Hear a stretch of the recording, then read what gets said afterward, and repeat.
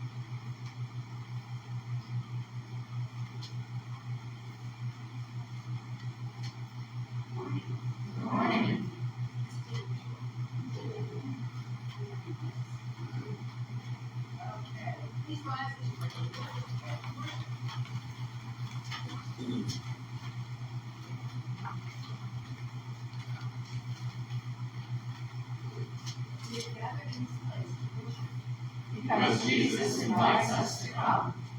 Come as we are, our faith and our doubts and our success and our failures. Because Jesus invites us to come. Come with what we have, bringing us the events and experiences of this past week. Because Jesus invites us to come. Jesus said, "Come to me, all you who are weary and carrying heavy burdens, and I will give you rest. Take my yoke upon you and learn of me, for I am gentle and humble in heart. You will find rest for your souls." We gather together in the name of one who gives us. Come. We gather together to hear the words of one who is love. We gather together to sing praises to one who come, let us worship. Today's day, as we sit in the 21-28, back of the nice little stable section. Let me find the white section.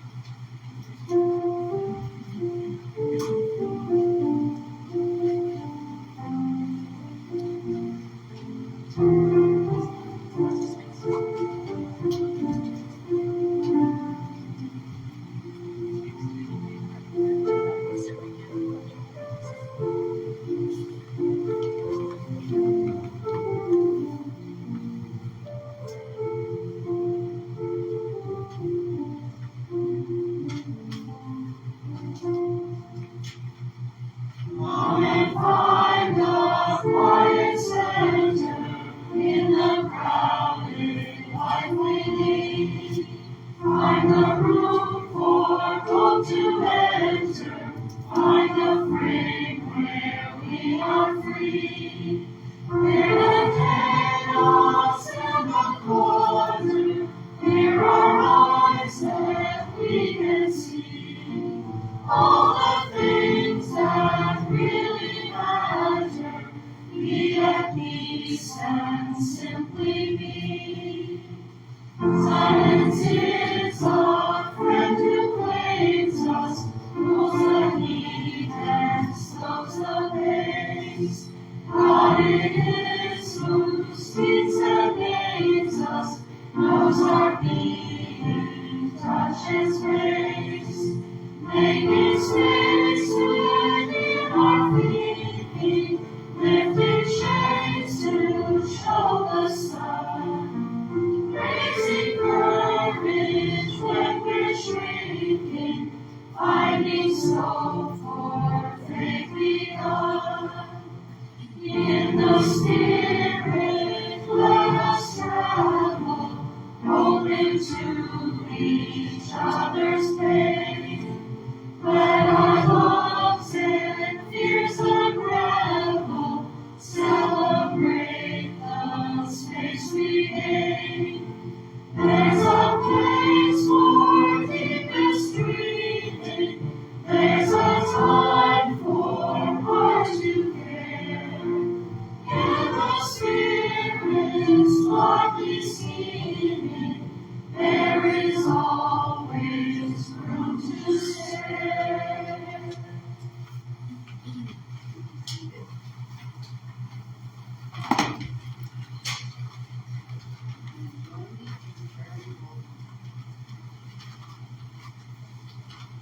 In times of weakness and hour of need, yours is the strength by which we carry on. The shoulder we rest our head on. When our load is heavy and too much to bear, yours are the arms stretched out to help us, the grace that we depend on. In times of weakness and hour of need, your voice is heard, come find rest. This is grace divine, the path we tread to the fullness of body and spirit, the path that leads to you, and for which we offer our offering of praise. Amen.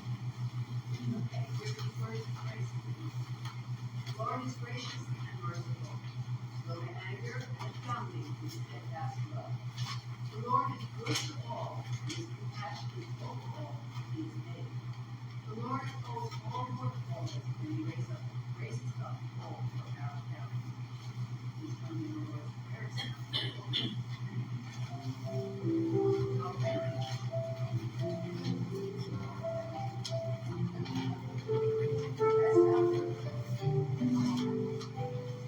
My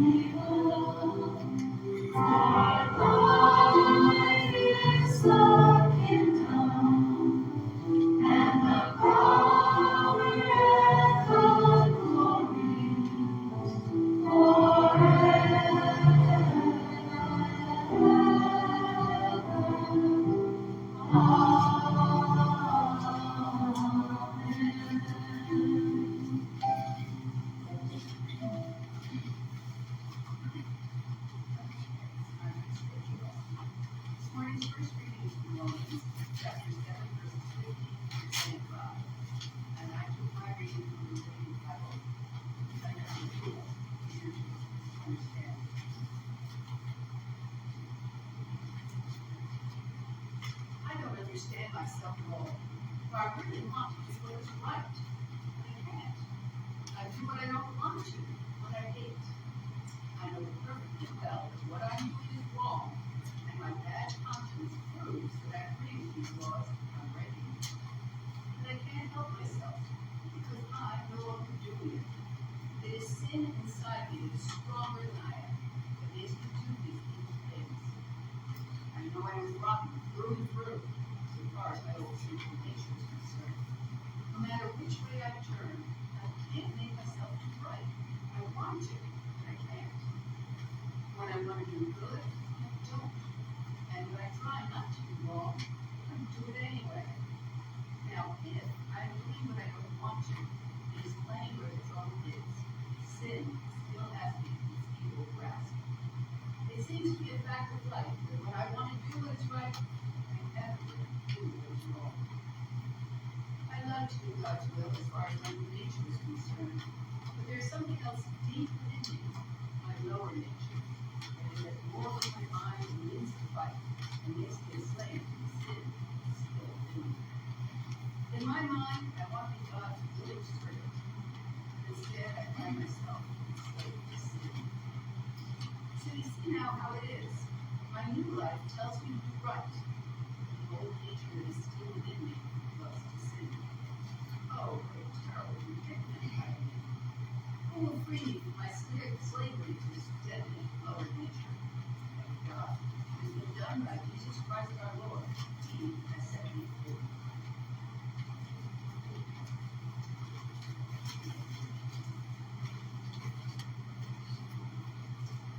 So ends this reading of the Holy Spirit.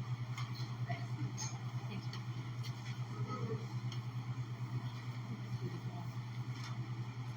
And I understand what you mean about some of the translations of the way Paul writes, because Paul tends to write in these very long sentences, and sometimes those are difficult when you're reading them, especially when you're hearing them read. So some of the newer paraphrases and translations can be much easier to understand.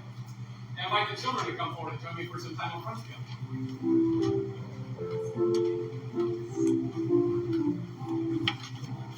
Come on, children of the Lord, sons and daughters of God.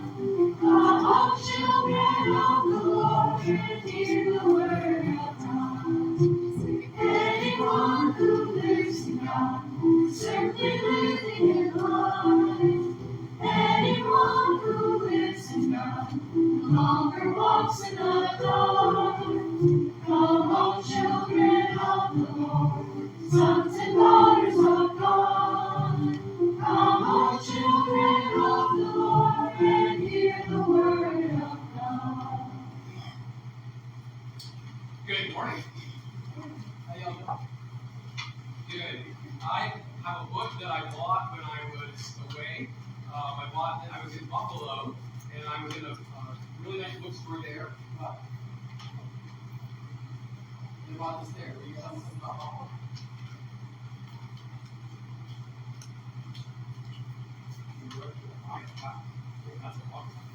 So, can you tell me what this book says? What the title of it is? Right. When things aren't going right, go left. And the art is by one of my favorite authors, Peter Reynolds, and the words are by a friend of his, Mark Pola Giovanni. Like Peter Rabbit, or like the Apostle. Right? He was one of Jesus' closest followers and disciples. Okay? was that one day, for no particular reason, nothing was going right. Absolutely, positively nothing was going right. So I decided to go left. The first thing I did, I left behind my worries. Yep, I left them right there on the ground. They looked up at me and wondered, "Where are you going?" But I just smiled and waved goodbye. "Wait," they hollered, "come back. What will happen to us?" I simply shrugged my shoulders. "You'll be fine." As I walked away, I thought, did I make the right choice? Should I go back and get them? Doubts crept in. So you know what I did? I left behind my doubts. Yep, I left them right there on the ground. They bellowed, "You're making a mistake." But I just gazed at the sky. They questioned, "Are you sure you're making the right decision?" "Absolutely," I declared. With my worries and doubts left behind, I could finally think clearly. I forged on until I came to a pool and a diving board I remembered all too well. The last time I tried to dive off that diving board, I splatted on my back. Ouch. I remembered the pain and how scared I was. I started thinking, maybe I shouldn't try this again. So you know what I did? I left behind my fears. Yep, I left them right there on the ground. They screamed, "Don't do it!" I stood up straight, shoulders back, hands pressed above my head. "Stop!" they cried. But I simply turned and gave them a wink. I leaped. Splat! On my back, once again. Oof, that stings. I thought to myself, this is impossible. It can't be done. Do you know what I did? I left behind my frustrations. Yep, I left them right there on the ground. They yelled, "You can't do it!" Again, I stood up straight, shoulders back, hands pressed above my head. They laughed, "Give up already." I whispered to myself, "No way, never." I leaped, feet together, toes pointed, legs straight. Perfect. I did it. I started to realize the more left I went, the more right I felt. So you know what I did? Yup, I kept going left. And before I knew it, everything was going right. As I walked home, I glanced at the ground and I noticed something that I did not expect. My frustrations were a lot smaller. My fears, a lot quieter. My doubts, a lot calmer. My worries, practically gone. So I decided to pick them back up. And you know what? They felt lighter now. And they weren't so hard to handle anymore. And I realized it was okay to have them with me as long as I kept an eye on them and made sure that they didn't get too big or too loud or too overwhelming. But if they did, and I felt like nothing was going right again, then I'd simply go left. Go left. Says when life's burdens start to feel too heavy, don't be afraid to put them down. What do you think? You like that? I think I'll like run Sometimes children's time for party events. Sometimes children Have you ever had a time when it's really frustrated, or really scared, or feels like nothing's going right? You ever had that hard time? No?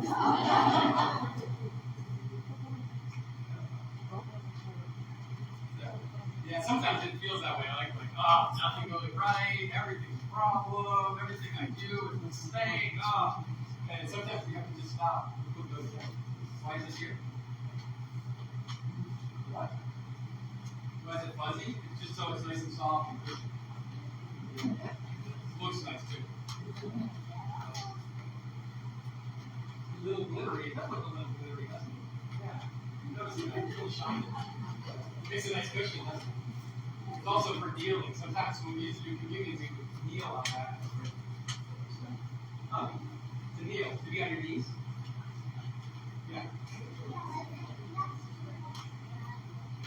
if you do that for too long, your legs start to hurt. I remember as a kid doing communion that way, and sometimes it was like, all right, hurry up, let's go. So I go through with all the bread, and go back, and go through with all the little cups. So you get it right. Pick that one. So remember, when things are starting to feel really frustrating or really overwhelming, sometimes it's okay to stop and just put those things down and try to do something else. Sometimes we just stop and say, God, take a deep breath. I need help. Put those things down.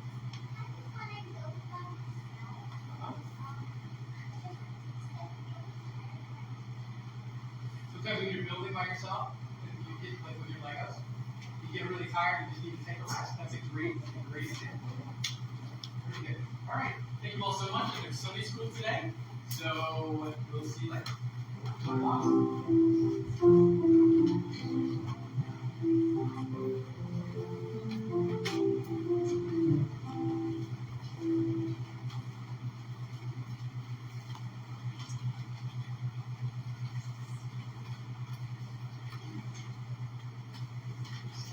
I had a couple of friends see the post I put up on Thursday of us moving worship into here.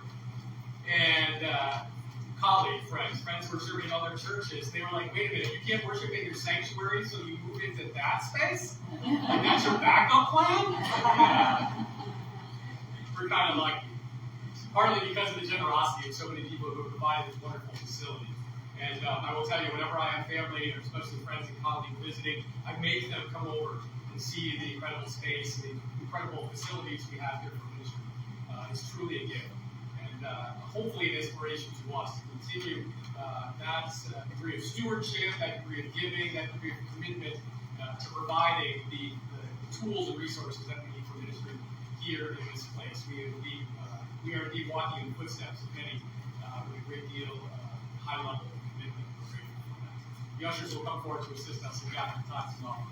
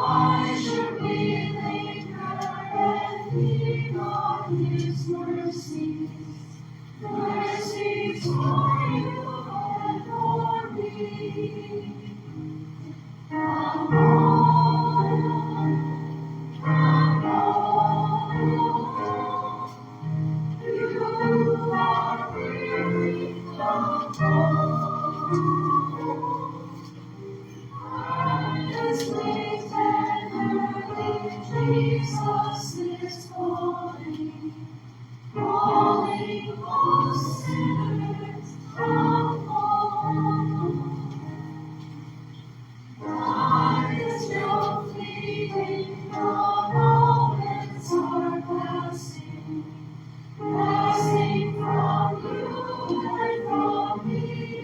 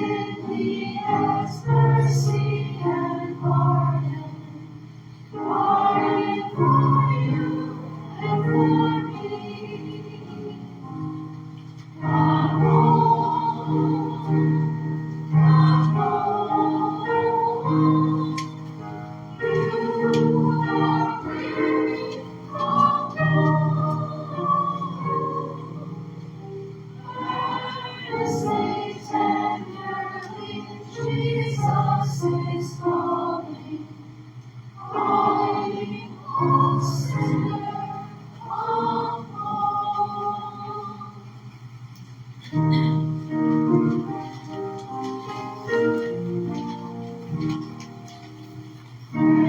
God from whom all blessings flow. Praise God, all creatures here below. Hallelujah, hallelujah. Praise God, the source of all our gifts. Praise Jesus Christ, whose power lives. Praise the Spirit, Holy Spirit. Hallelujah, hallelujah, hallelujah. Will you join with me in our prayer meditation found in the bulletin? God, of compassion and mercy, you claim each one of us as your children. Like a parent, you are joyful when we find joy. And your heart aches when we fall, fail, or feel less than the beloved heirs to the kingdom you have us to be. Jesus reminds us that you yearn for us to be a community that supports, steadies, and sustains one life in security.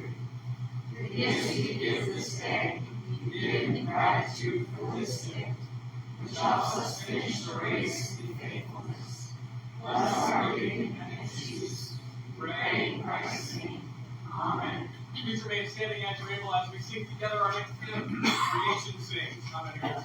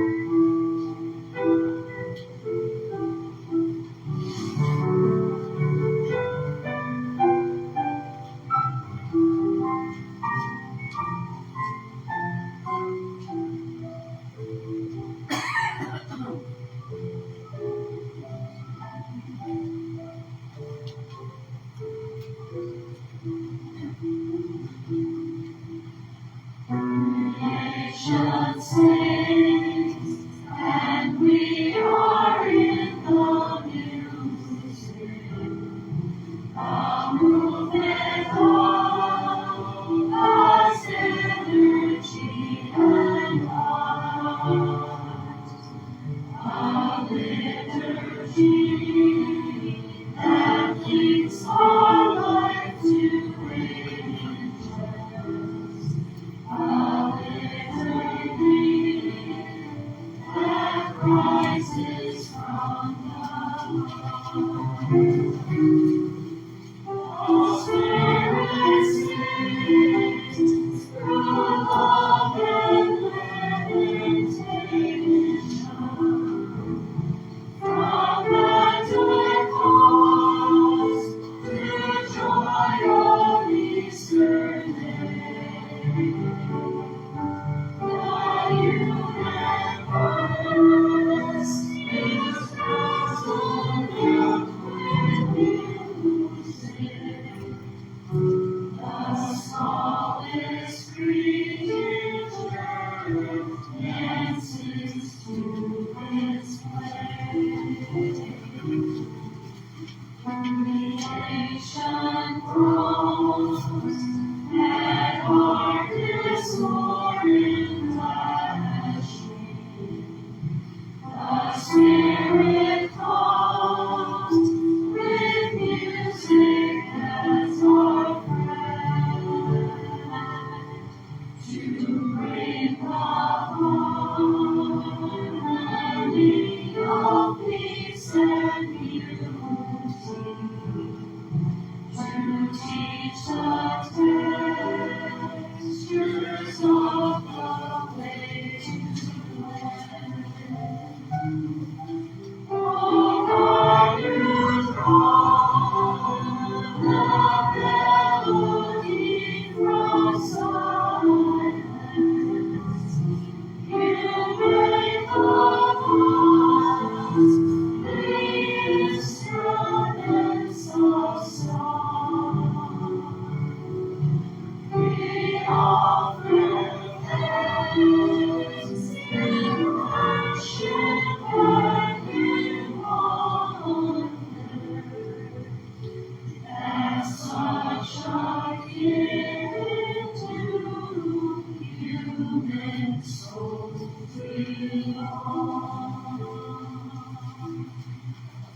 Please be seated.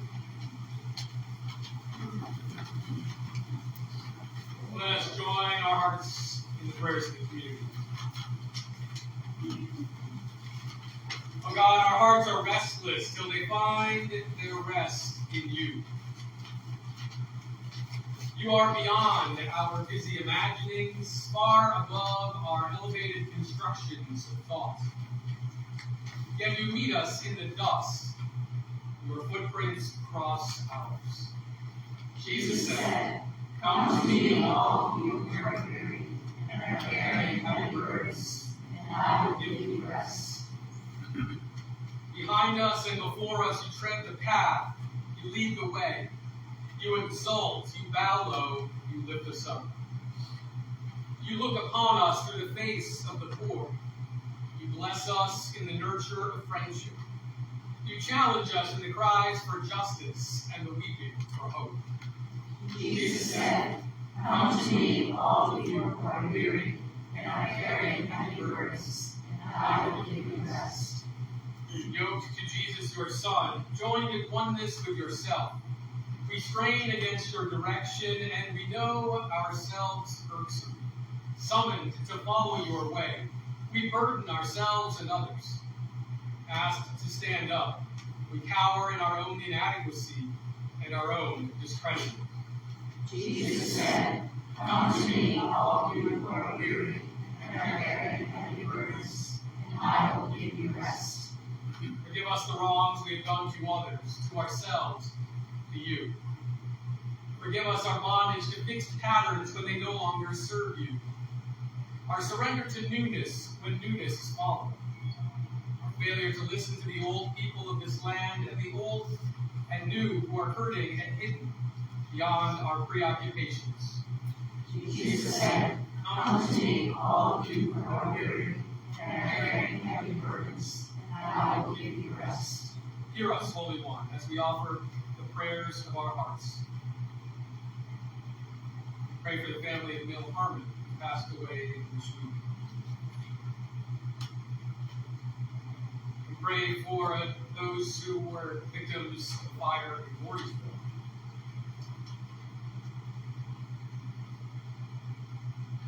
We pray for all those who are traveling, and all those who are seeking healing and hope. Lift us from our fear that we may see your vision, know your wisdom, and find our rest in you. Through Jesus Christ our Lord. Amen. Our gospel reading today comes from the 11th chapter of Matthew's Gospel. Begins with verse 16, includes 16 to 19, and 25 to 30. We rise as you are able to hear the gospel. To what will I compare this generation? It is like a child sitting in the marketplaces calling out to others. We played the flute for you, and you didn't dance. We sang a funeral song, and you didn't mourn. For John came neither eating nor drinking, and they say he has a demon. Yet the human one came eating and drinking, and they say, look, a glutton and a drunk, a friend of tax collectors and sinners. But wisdom is proved to be right by her works. At that time, Jesus said, I praise you, Father, Lord of heaven and earth, because you've hidden these things from the wise and intelligent and have shown them to babies. Indeed, Father, this brings you happiness. My Father has handed all things over to me. No one knows the Son except the Father, and nobody knows the Father except the Son, and anyone to whom the Son wants to reveal him. Come to me, all of you who are struggling hard and carrying heavy loads, and I will give you rest. Put on my yoke and learn from me. I'm gentle and humble, and you'll find rest for yourselves. My yoke is easy to bear, and my burden is light. This is God's word for God's people. Thanks be to God. Please be seated.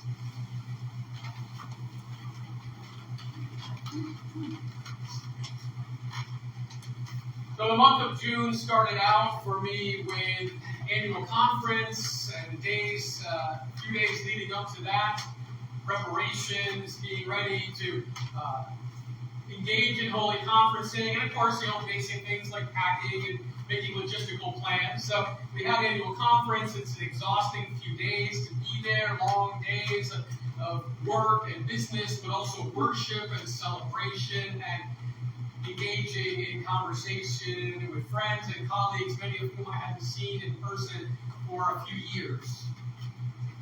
Then we got home, and I had a lot of work to do to prepare to be away for 16 days of vacation. I hadn't really taken much vacation this past year, so I was really looking forward to this time. And we had on the 11th of June, that Sunday, the RPM service in the park. We also had the Pride Parade, so we had people going in different directions, coordinating that, planning and working with all of the logistics of that. I was in the park early, participated in that service there, then went into Albany and had to find a place to park and find the rest of our group there in Washington Park. We marched in the parade. It was wonderful. It was hot. It was exhausting, but it was an incredible day. And we were leaving the next morning for the first part of our vacation, 5 nights on Cape Cod.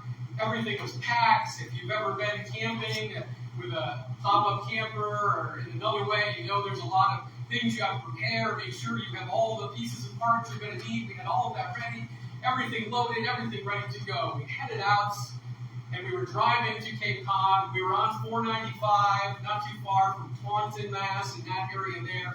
When all of a sudden I realized that the air conditioning wasn't blowing cold air. Oh, it gets better. The reason the air conditioner wasn't blowing cold air was because the temperature gauge on the dashboard was climbing. Traffic was heavy with many people headed to Cape Cod on a Monday morning. There was construction. I was pulling a camper. I couldn't just stop. So by the time I found a place to get off and stop and then limped our way to a garage, hoping somebody might be able to help us, the vehicle had already overheated. We let it cool down, gave me some advice, wasn't able to really help with repairs. And here we are. We have no other place to stay, nowhere else to go. All of our stuff is there in the camper and in that vehicle. Heather and Sam were riding in Sam's Volkswagen Beetle, so it's not like we were going to take all the stuff out of the Kia Sorento and the camper and put it in that Beetle with 5 passengers. And so we took back roads and limped our way the rest of the way to our campground, which is just before you cross the canal at Cape Cod.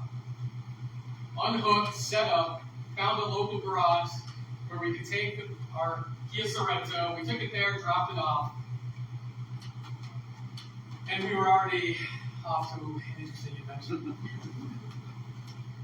So for a couple of days, in order to be able to do anything, 5 of us rode around in Sam's Beetle, which is technically not legal.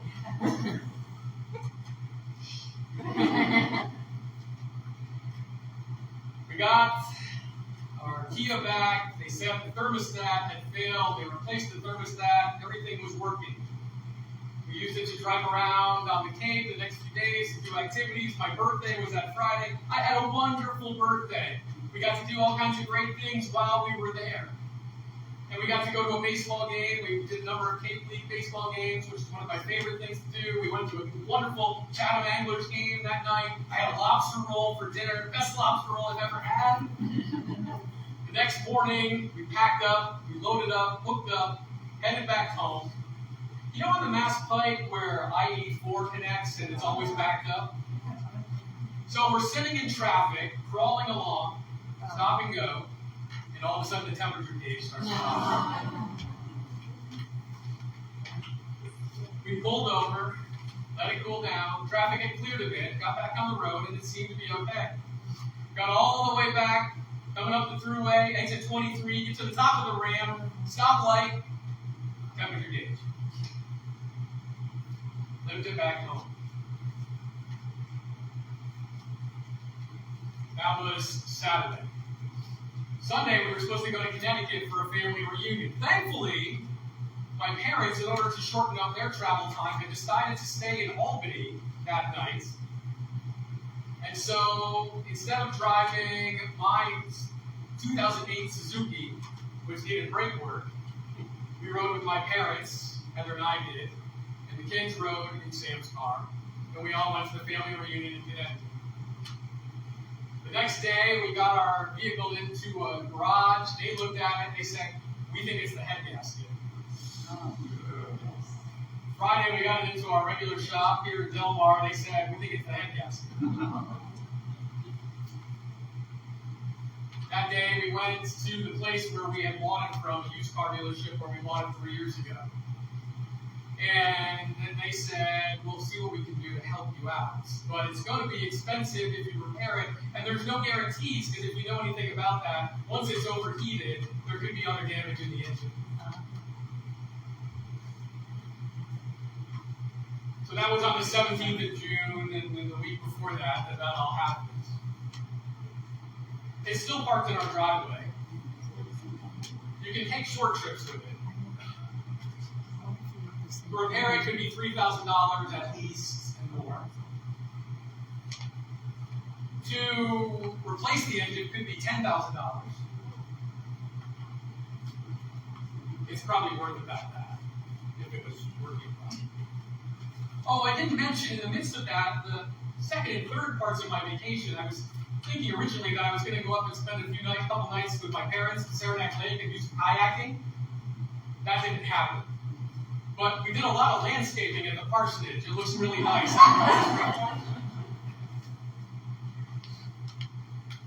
On Sunday, what Sunday was that? The 25th. Heather and I were supposed to leave for a 3-night trip to celebrate our 30th anniversary. We were going to go to Buffalo because we'd never been there. Yes, I know. It's not exactly exotic or seemingly romantic, but we've never been to Niagara Falls. We've never been to Buffalo. We thought, we'll go and check it out. And we're using hotel points, so we found a nice place that we could stay and use a reasonable number of hotel points, and we're going to get away.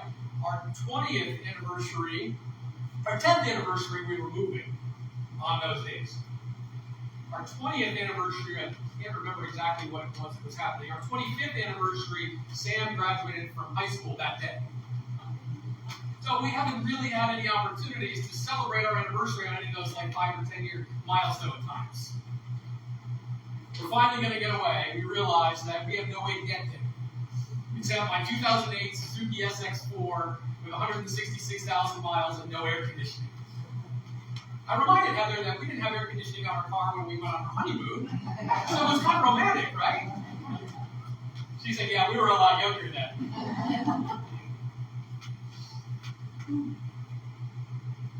So that's been my month and a half. Trying to figure out what's going to happen, and we still don't know. If we're going to be able to find a vehicle that has all the things that we like having in the vehicle we have. Has that extra third row seat in case we all want to go somewhere and not have to take 2 cars. Has a roof rack so I can carry my kayaks and my skis. Has a 6-cylinder engine so we can tow the pop-up camper easily. But also, I can't afford to go out and spend $40,000. So I have to find a reasonably priced used vehicle with not too many miles. Because, oh, by the way, I was going to replace that Suzuki this year because we just paid off the Kia.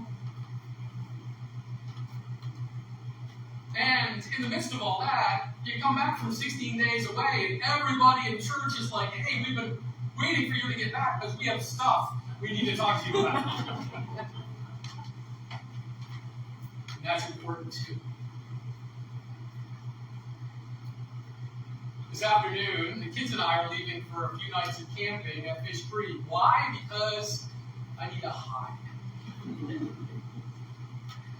Because I was going to do that anyway, and even though we're going to be in tents and not our pop-up camper, and even though Heather's not going because she doesn't want to sleep on the ground, and also because she's going to stay home with the dog so we don't have to pay to board the dog, because that's money, again, we don't necessarily have right at the moment. And even though there's all these variables out there, and who knows if we're going to be able to make it all work, Jesus breaks through in the middle of all of that and says, rather ridiculously, "Come to me, all who are overburdened and exhausted, and I will give you rest." Seriously, Jesus? Really? But you know what? Thursday when I found out that the air conditioning in the sanctuary wasn't going to be able to be working again. I came in here and looked at this space and thought, we're going to worship in here today. And I spent an hour or so pulling out chairs and figuring out how I wanted things arranged and putting all of these pieces and parts together. And I just sat down and spent some time in this space thinking about worship today. Thinking about all of the different pieces that needed to come together. And all of a sudden it all fell away. I sat here in this space for just a few moments and found rest.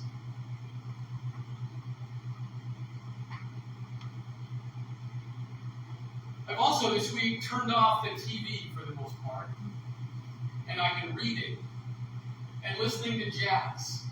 Because, oh, by the way, I found some really cool record stores in Buffalo, and I bought a ton of used jazz records. Because that's what I needed to be doing rather than looking for a car. But you know what? It gave me some rest and some peace.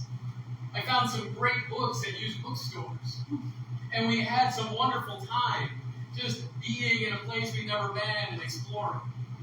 The last day we were there, we were supposed to go to a baseball game, which didn't get canceled because of all the smoke from Canadian wildfires. And it didn't rain that day. They got canceled after we'd already gotten to the ballpark because they realized that a sprinkler had malfunctioned. And a whole bunch of the infield was too soggy to play on, and they couldn't fix it in time. This has been my month. You ever have one of those times when you feel like the air conditioning isn't working because it's you? Like everything I get here is somehow broken or not working right? And then this past week, I was standing in the office one day, and one of you said to me, I find you incredibly easy to talk to.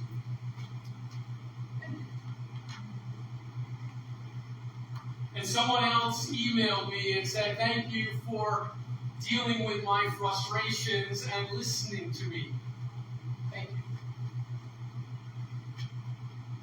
And I realized that there's a lot of pieces of what we do that don't depend on there being air conditioning in the sanctuary and don't depend on me having all the pieces of how we're going to find our next vehicle figured out.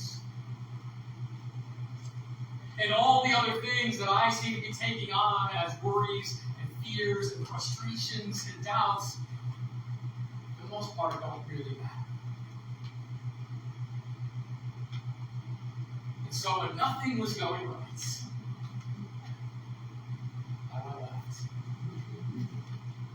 And I've really worked hard to leave all of those things behind. And that's why I'm able to stand up here today and be here at all. Because frankly, if I didn't do that, if I didn't leave all of those things behind somewhere else and take on what it was that Jesus was offering me, in touch with what the Spirit was doing to heal and surround me with that goodness, mercy, hope, I'd be in bed with the covers up over my head.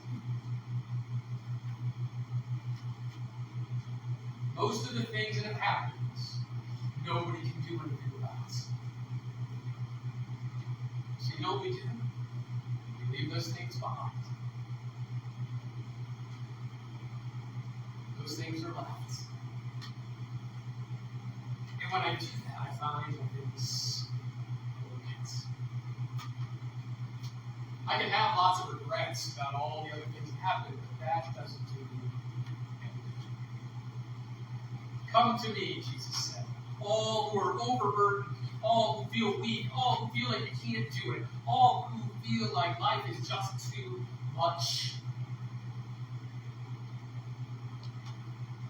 I will give you something.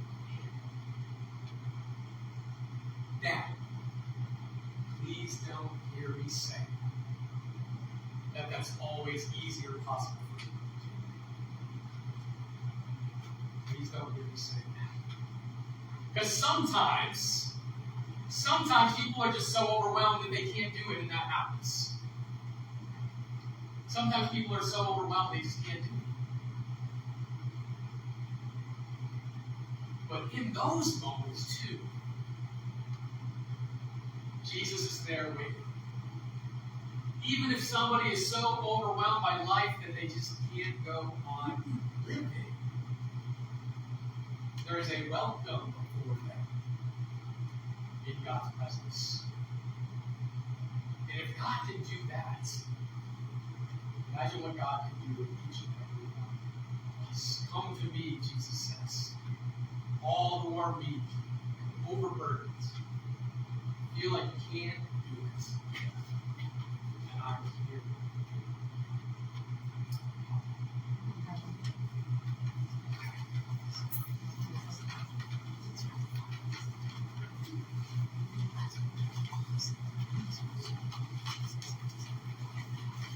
I invite you to rise as you are able as we sing together our final hymn, found in your insert, Lord of all hopefulness.